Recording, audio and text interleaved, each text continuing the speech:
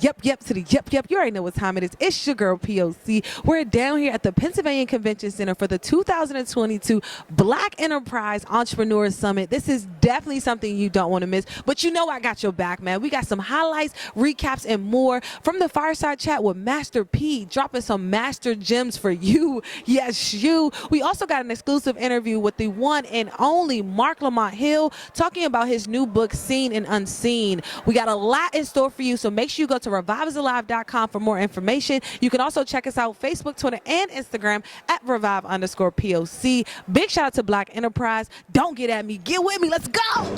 It is being able to be exposed to. I don't know about it, but I'm going to have someone teach you, Butch. Absolutely. So that you don't have to go through the same thing that I did. So I've done that with my own kids, and so that we have been able to build something and have something and understand. Because the greatest asset that one can have is owning your own home. 71% of white people own their own home, 47% of black people own their own home. Starts with home ownership, and then it goes into other things. When you have an idea, the first person you're going to run it by is one of your friends. If your friend says, I don't like that idea, you're done. You're done. Your mind, like it's not an idea, right? But if your vision is not for everybody to see, right? So once we understand that, and you might have to cut some family members off. Absolutely. Just being honest with y'all, so we're gonna keep it real. So look, the first thing I tell y'all, don't change who you are, just be a better you. Put the work in. Don't be afraid to put the work in. And the most important thing is put your trust in God. If I gave somebody $1 million, they spent it, now they mad at me when they spend their money. When I put this product out there, just go sell. I ain't got to worry about it getting mad at me or telling me what happened to my money. I don't know what happened to your money. I know what happened to mine because I'm investing in mine.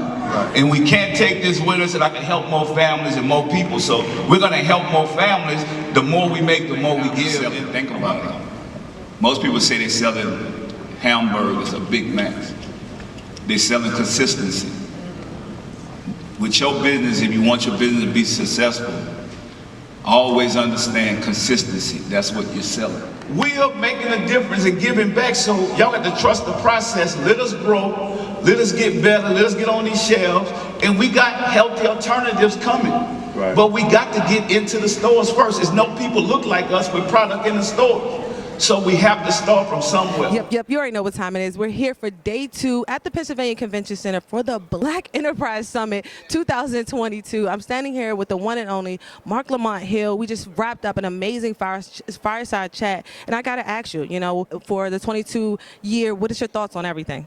This is an amazing summit, first of all. It's so gratifying to see so many wonderful, energized black people who aren't just trying to get rich, who aren't just trying to do well, but who are trying to do good, who are trying to leave the world better than they found it, and to have this opportunity to meet people, to develop networking relationships, to mentoring relationships.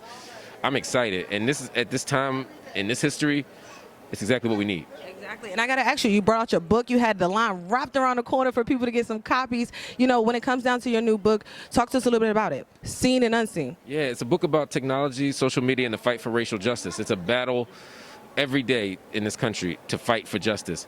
And what my book shows is that the death of George Floyd, the killing of George Floyd, the murder of George Floyd, it was a moment that created unrest, a racial reckoning, all this stuff. But it didn't happen because people suddenly felt different. It didn't happen because we all caught religion. It happened because people were brave enough to videotape that murder and force the nation to be honest about itself.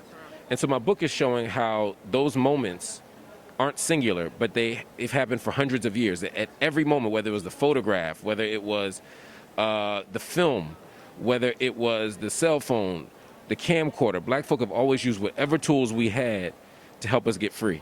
And I want to show how that's possible, not just for the past and the present, but how we can marshal those tools to help us get free in the future. Can I ask a really quick piggyback question off of that? Because you recently were just on the Breakfast Club and you talked about, abolishing prisons and police. Can you just talk a little bit about that with us today? Well, that's a long conversation. I probably can't get into all that right now, but I will say that ultimately, when I talk about an abolitionist vision, I want to live in a world where people's needs are met. I want to live in a world where people get what they need. And when people have access to food, clothing, and shelter, the need for prison shrinks. I also want us to come with alternatives. Instead of asking who did it and how do we punish them, I want to spend more time asking who was harmed and how do we make them whole again. And if we can do that, we can shrink the need for police and prisons in our society. I appreciate you. Thank you. And my last question I want to ask you, because we're in Philadelphia right now. You one of Philadelphia's greats, right? And I got to ask you, this past Tuesday was just the primary elections in the city. And I was asking people out and about, you know, if you could describe Philadelphia politics in a movie title, what would it be? Groundhog Day. Groundhog Day. You got to explain that, because that only comes out every so often. Yeah, but you remember, but in the movie with Bill Murray, he kept having the same thing happen to him every single day. Every day was Groundhog Day. He was stuck in a cycle. And I think sometimes our local politics are stuck in a cycle where we love somebody and they sell us out. And then somebody else comes in and they disappoint us. And we pass council, and instead of passing bills that make our lives better, they pass bills about Joel Embiid being the MVP. And so we are constantly disappointed because we're putting the same thing in. And so the same thing in is going to yield the same thing out. So it's Groundhog Day. That's called insanity, first and foremost. But my last thing I want to say, tell the people how they can find you, stay locked, and how they can find this book as well. They can find the book and everything that I'm doing right now at my social media, Marc Lamont Hill. Just my whole name, MarcLamonthill, on Instagram, Twitter, Facebook, everything.